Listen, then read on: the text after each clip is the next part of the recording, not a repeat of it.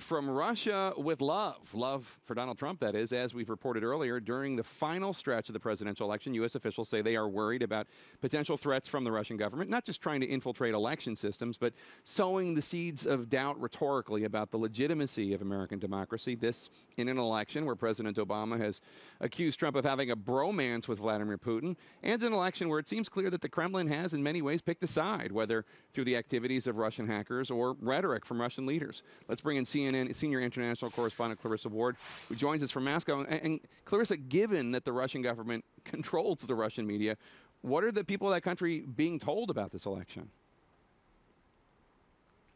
Well, Jake, this is extraordinary. You know, I've lived in Russia twice before, and I've never seen a U.S. election being followed with quite the same fervor. Simply put, Russians are really dining out on this election. And what they're being told, essentially, Jake, is that the election is rigged. Some media channels are even saying that they believe that Donald Trump could be assassinated by U.S. special services operatives who do not believe that he belongs in power. Take a listen.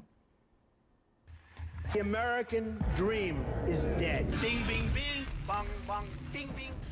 Russia's media is relishing every minute of this U.S. election, presenting it as an epic failure of American democracy. And it's not hard to see who the favorite is here.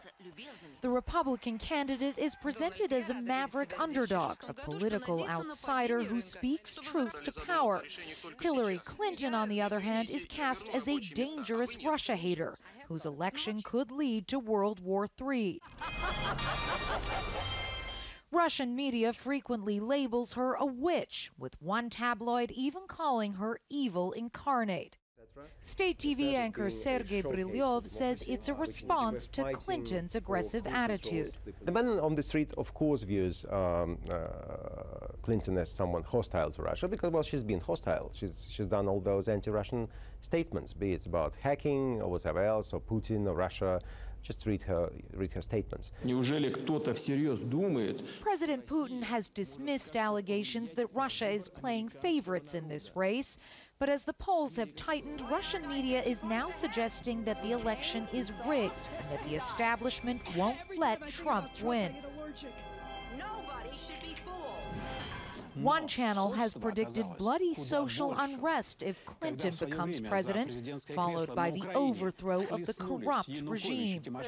It is a very effective message for the Russian audience because the Russian audience is very suspicious of America, is very suspicious of Western democracy and American democracy, and someone who rebels against this system definitely looks very good in the eyes of Russia.